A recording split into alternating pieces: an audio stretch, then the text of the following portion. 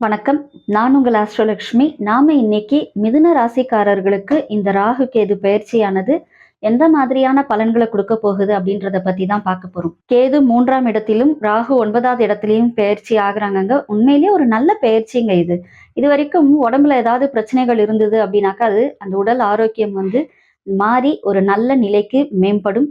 அதே மாதிரி யாரெல்லாம் ஒரு உயர் கல்வி ஸ்தானம், இந்த ஆராய்ச்சி படிப்பு, நான் பிஹெச்டி பண்ணணும்னு ஆசையில இருக்கேன் அப்படின்னு சொல்லக்கூடிய மிதுன ராசிக்காரர்களுக்கு இது ஒரு ஆப்டான டைம்னு சொல்லலாம். இப்ப நீங்க அந்த முயற்சியில இறங்குனீங்க அப்படின்னா அதை ஈஸியா முடிக்கிறதுக்கான வாய்ப்புகள் அதிகமா இருக்குங்க. 3ஆம் இட கேது 3ஆம் இட ராகுலாம் நன்மை தாங்க செய்வாங்க. அந்த மாதிரி 9ல வரக்கூடிய ராகு கேதுக்கள் பெரிய அளவுல நன்மைகள் செய்யல அப்படின்னா கூட பெரிய அளவுல துன்பங்களையும் கொடுக்க போறது கிடையாதுங்க. இன்னொன்னு, ராகு 9ல இருக்கக்கூடியவர்கள் வெளிநாடு பயணம் கண்டிப்பா போவாங்க. இல்ல அப்படின்னா கூட நெடுந்தூர பயணம் கண்டிப்பா போவாங்க. அப்ப இந்த வருஷம் ஃபுல்லாவே உங்களுக்கு பாத்தீங்கன்னா பயணங்கள் அதிகமாக இருக்கும். அந்த பயணத்தின் மூலமாக உங்களுக்கு ஆதாயமும் அதிகமாக இருக்கும்.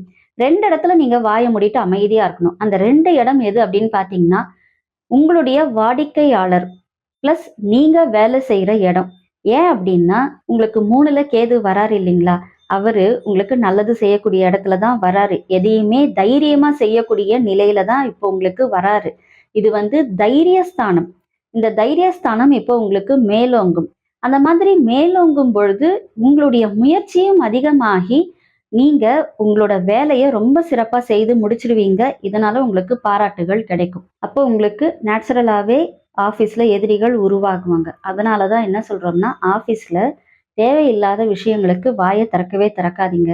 தேவையான விஷயங்களுக்கு மட்டும் பேசுங்க. அதிலும் அது ஒரு வார்த்தை 2 வார்த்தையோட பதில முடிச்சுக்கோங்க. இல்ல அப்படின்னா நீங்க சொன்னாததை சொன்னீங்க அப்படின்னு சொல்லி வரும். சிலருக்கு இடமாற்றம் ஏற்படும். சிலருக்கு விரும்பத்தகாத இடமாற்றமும் ஏற்படும்.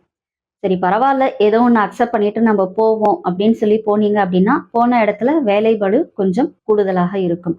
இதுதான் இப்போதைக்கு இருக்கக்கூடிய நிலைப்பாடுகள். அப்ப தொழில் நல்லா இருக்குமா? தொழில் நல்லா இருக்குங்க, பிரச்சனை கிடையாது. தொழில் உங்களுக்கு ஒரு மேம்படுத்தலை ஏற்படுத்தக்கூடிய நிலையில சனீஸ்வர பகவான் உங்களை வச்சிருக்கிறாரு. அதனால தொழில்னால எந்த ஒரு பிரச்சனைகளும் உங்களுக்கு ஏற்படாது. நம்ம ஏற்கனவே சொன்ன மாதிரி ராகு எதையுமே அதிகப்படுத்துவார். சரிங்களா? கேது கொஞ்சம் தடைகளை ஏற்படுத்துவார். இப்ப 3வது இடத்துல வரக்கூடிய கேதுவானவர் உங்களுக்கு நல்லது செய்யக்கூடிய நிலையில இருந்தாலும் சின்ன தடைகளை உருவாக்கி அதன் மூலமாக உங்களுக்கு நன்மைகளை செய்வார். அதனால ஐயோ, இந்த வேலையை ஸ்டார்ட் பண்ணி இப்படி தடையாயிடுச்சே, இது முடியுமா முடியாத இந்த கன்ஃபியூஷனே இல்லாம வேலை பார்த்தீங்கன்னா முடிஞ்சிரும். இல்ல அப்படின்னா உங்களுக்கு தடைகள் ஏற்படும். ஆனா எந்த ஒரு தடையும் உங்களுக்கு வெற்றிகளாக மாறக்கூடிய காலகட்டம் இது. முயற்சி ஸ்தானம் அப்படின்றதுனால எடுக்கக்கூடிய முயற்சிகள்ல தடைகள் ஏற்படும் அப்படின்றதுனால கொஞ்சம் உங்களோட முயற்சிகளை அதிகப்படுத்துங்க. ஒரு நாளைக்கு 8 மணி நேரம் செய்யற வேலை அப்படின்றத மாத்தி ஒரு 10 மணி நேரமா செய்யுங்க.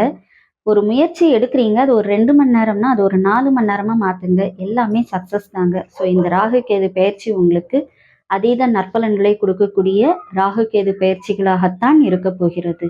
ஆனா எந்த ஒரு இடத்துலையும் நிதானம் ரொம்ப அவசியம், பொறுமை ரொம்ப அவசியம்.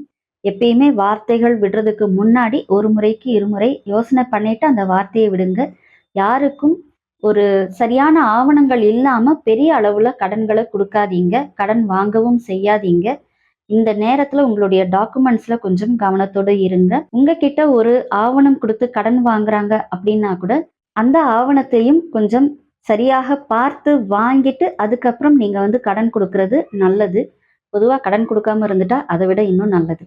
இந்த ராகு கேது பயிற்சியானது உங்களுக்கு உடல் நலத்துல சிறு சிறு உபாதைகள் ஏற்படுத்தினாலும் நிறைய பிரச்சனைகள் அப்படின்னா கூட அதை சமாளிக்கக்கூடிய ஒரு தன்னம்பிக்கையையும் அதை சமாளிச்சு எடுத்துக்கொண்டு போகக்கூடிய ஒரு முயற்சியையும் உங்களுக்கு தரக்கூடிய பயிற்சியாகவே இது இருக்கின்றது.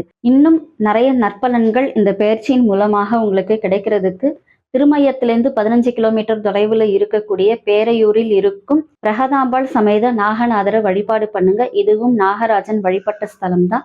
இந்த ஸ்தலத்துக்கு போய் வழிபாடு செய்யுங்கள். உங்கள் வாழ்க்கையில் அனைத்து வளங்களையும் பெறுங்கள். இதுவரையிலும் நம்ம சொன்னது எல்லாமே பாத்தீங்கன்னா பொது பலன் தாங்க. உங்க ஜாதகத்துல ராகு கேதுக்கள் எந்த கிரகங்கள் மீது வருகிறார்களோ, அதாவது கும்பத்திலையும் சிம்மத்திலையும் என்ன கிரகங்கள் இருக்கின்றதோ அதை பொறுத்து இந்த பலன்களானது மாறும். அதனால உங்களுடைய ஜனன ஜாதகத்தை ஒரு நல்ல ஜோதிடர்கிட்ட காட்டுறது உங்களுக்கு ரொம்ப நல்லது. ஜோதிடம் மற்றும் ஆன்மீகம் சார்ந்த தகவல்களுக்கு இந்த சேனலை சப்ஸ்கிரைப் பண்ணுங்க, லைக் பண்ணுங்க, ஷேர் பண்ணுங்க. உங்களுடைய சுய ஜாதகத்தை பார்ப்பதற்கும் மற்றும் பிரசனம் பார்ப்பதற்கும் நீங்கள் எங்களை தொடர்பு கொள்ளலாம். எல்லாம் வல்ல இறையருளின் துணையாலும் அகிலாண்ட கோடி பிரம்மாண்ட நாயகியின் அருளாலும் உங்கள் இல்லங்களிலும் உள்ளங்களிலும் என்றென்றும் மகிழ்ச்சி நிலைத்திருக்கட்டும். நன்றி.